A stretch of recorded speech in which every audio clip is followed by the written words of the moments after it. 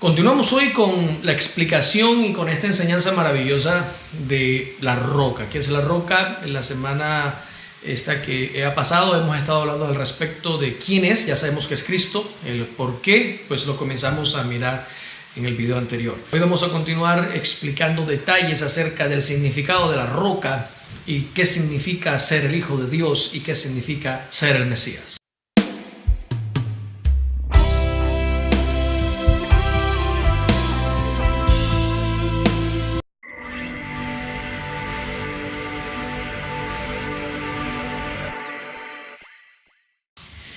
Así que a los reyes de Oriente les tomó 2 años en llegar hasta Jerusalén.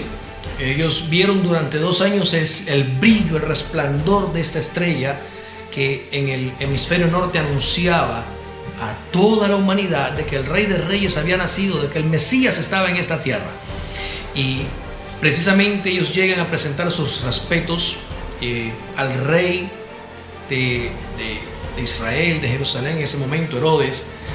Y llegan a decirle de que la razón de su visita, la razón por la cual vienen desde tan lejos, no fue venirlo a visitar a él. Yo me imagino a Herodes contento de que tenía la visita de tantos dignatarios, de gente tan importante en el palacio, que llegaron a la noche y estaban ahí por él. Yo me imagino que vieron todas las ofrendas y vieron todos los presentes, y yo me imagino que Herodes pensaría que la honra era para él. Sin embargo, la sorpresa grande fue cuando le dijeron que estaban allí por una sola razón.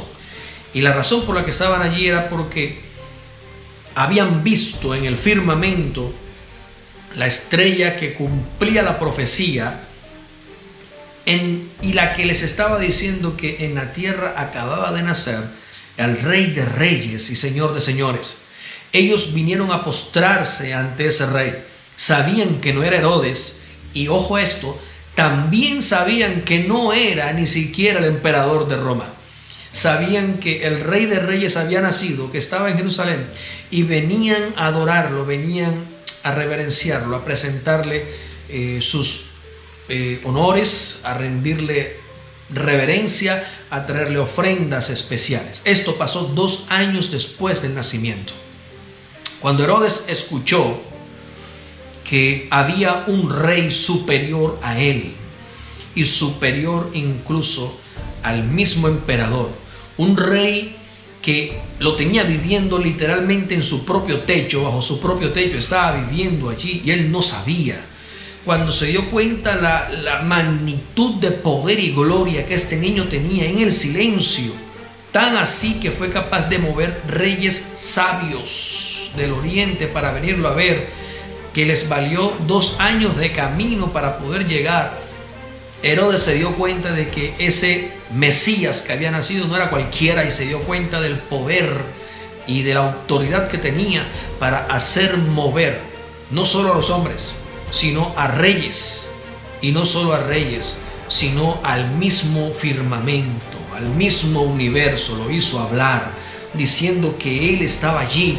Cuando Herodes se dio cuenta de eso, lo único que se le ocurrió hacer fue mandar a matar al rey. Y por eso la ordenanza que salió esa noche, o en ese momento desde el trono de Herodes, fue darle muerte a todos los niños de 2 años para abajo. Esta es la fecha aproximada que habían calculado los reyes de Oriente cuando llegaron a Herodes y le dijeron que esa era la edad aproximada del niño. Por eso Herodes mandó a matar a todos los niños menores de 2 años para curarse en salud, digámoslo de esta manera, para evitarse cualquier malentendido en el futuro y decir, bueno, era más grandecito y no lo encontré, o era menor y no lo encontré. No, todos los niños que tengan 2 años para abajo debían morir. La razón por la que Herodes ordena la muerte, el homicidio y el genocidio, bueno, en este caso sería el infanticidio de todos estos niños en todo Israel, tiene 2 razones. La primera es porque tenía que acabar con el rey, y él sabía que tenía que tener máximo 2 años de edad porque era el tiempo aproximado de su nacimiento. Seguramente desde el día que Herodes vio esa estrella brillar en el firmamento, sin saber y sin entender lo que significaba, ya habían pasado 2 años. Y él dijo, no, estos son 2 años, hay que matarlos a todos de ahí para atrás. 2, él tenía que hacerlo para que se cumpliera lo que está escrito en la Biblia, en la ley, en la comparación y en la tipología bíblica, cuando el faraón ordenó la muerte de todos los niños menores de 2 años en Egipto, cuando supo que había una profecía que anunciaba a un libertador de la esclavitud y de las cadenas de Israel, y que nacería en Egipto y que saldría de allí el libertador de su pueblo. Cuando el faraón supo que la profecía estaba y que se estaba cumpliendo en esa época, el faraón dijo que había que darle muerte a todos los niños menores de 2 años en el reino. Ya conocemos la historia, y es que todos los niños de Israel fueron asesinados, fueron muertos, fueron masacrados, a excepción de uno solo, a excepción de Moisés. Moisés, el niño que fue salvado de las aguas y que terminó estando en el propio palacio del faraón y creciendo allí, es tipo de Cristo, y por eso tenía que la historia repetirse de una manera gloriosa, en donde Herodes encarna el antitipo del faraón y en donde Roma encarna el antitipo del imperio egipcio, y en donde Israel sigue siendo Israel, pero Jesús es el antitipo de Moisés. Aquí Jesús es entonces el Salvador, es el libertador de las cadenas y de las ataduras del pueblo de Israel, que lo libertaría de la opresión, que lo libertaría de las cadenas de opresión que tenía.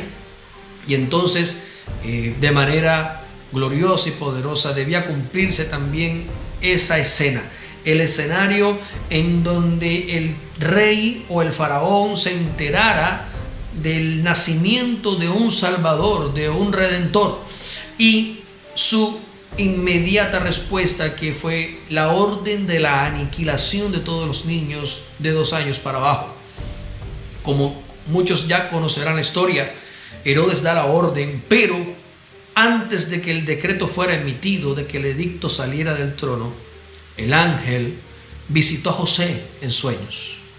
Vamos a leerlo. Leamos esta cita en la Escritura.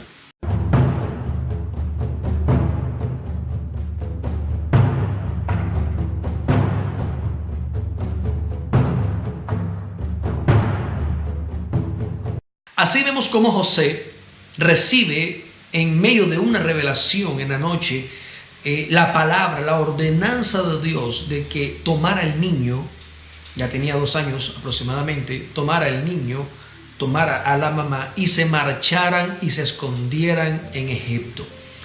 A partir de allí, la vida de Jesús desaparece en la Escritura.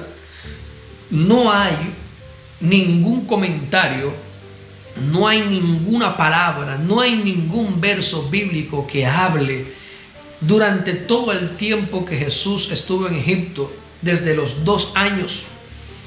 No sabemos cómo vivió, ni qué pasó con él, ni qué sucedió. Solo sabemos que años más tarde, cuando Herodes muere, el ángel habla nuevamente a José en sueños y le dice que regrese, porque quien lo quería matar ya murió. Ahí es cuando ellos vuelven nuevamente y regresa ese propósito de Dios a estar en carne y hueso en Israel nuevamente. Allí, hasta ese momento, como era y como es de esperarse, toda la sociedad de Israel, judíos, los fariseos, los escribas, los saduceos, el pueblo entero, todo el mundo en general, oiga bien lo que le voy a decir, sabía que Jesús era el hijo de María y que probablemente era el hijo de José. Todos lo sabían, porque históricamente todos se dieron cuenta de que María se halló encinta antes de que José consumara el matrimonio con ella. José sí, efectivamente se casó con María, pero todo el mundo se dio cuenta de que María estaba encinta antes de que ellos se casaran, antes de que ellos se fueran a vivir. Esa es la razón por la cual en alguna ocasión, mientras que Jesús predicaba y confrontaba a los fariseos en su ministerio, los fariseos le dicen: nosotros no somos hijos de fornicación.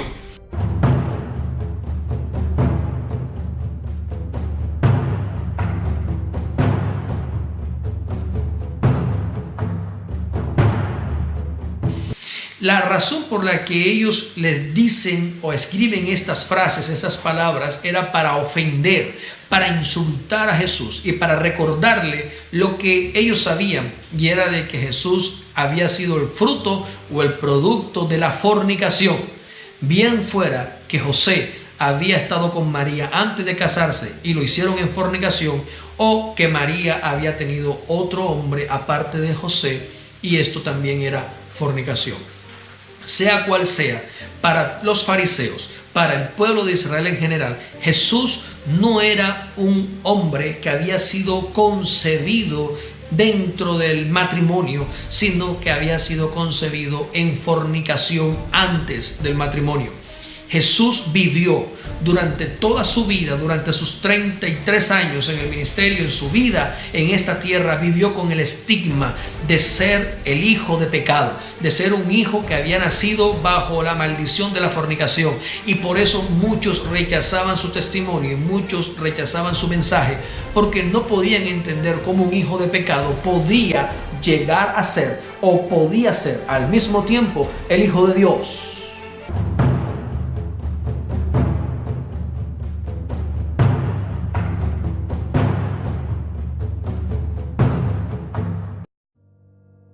Entonces, volviendo al tema principal de esta enseñanza, y es que es la roca. Les estaba diciendo, les estaba compartiendo de que todo Israel sabía desde la antigüedad de que el Hijo de Dios vendría, se manifestaría, y que ese Hijo de Dios sería el Mesías. Ahora, algo muy hermoso y muy particular aquí, que es lo que estamos hablando desde el video anterior, es que para los judíos era claro y era innegable un hecho. Y este hecho es que el Hijo de Dios sería Emmanuel. Emmanuel significa Elohim con nosotros o Dios con nosotros. Para los judíos, esperar al Hijo de Dios era esperar de manera literal que el Dios invisible de ellos, ese Dios que los guió en el desierto, ese Dios que los sacó con mano poderosa de Egipto, ese Dios creador del universo, ese Dios que era su principio y su fin, se manifestara en la tierra como un hombre de carne y hueso, en semejanza humana. El mismo Dios que los creó, el mismo Dios que los sostenía y que les daba vida, el mismo Dios que les había dado la ley en el monte Sinaí, ese mismo Dios que le había hablado a Abraham allá en el monte Moria, el mismo Dios viniera en semejanza humana y naciera de una mujer virgen y creciera en esta tierra con el fin de, número uno, ser admirable, consejero, Dios fuerte, Padre eterno y príncipe de paz. Y número dos, ser el redentor y el libertador, el rompedor de las cadenas, el destructor de los yugos, el destructor de coyundas, el pudridor de los yugos de esclavitud que había en Israel. Por tanto, ellos sabían, todos sabían que el Hijo de Dios sería Elohim manifestándose en semejanza de hombre, en carne y hueso en esta tierra, que el mismo Elohim nacería de una mujer virgen y que el mismo Elohim crecería como hombre en esta tierra en una semejanza humana. Ellos sabían que el Hijo de Dios sería Dios hecho carne y hueso.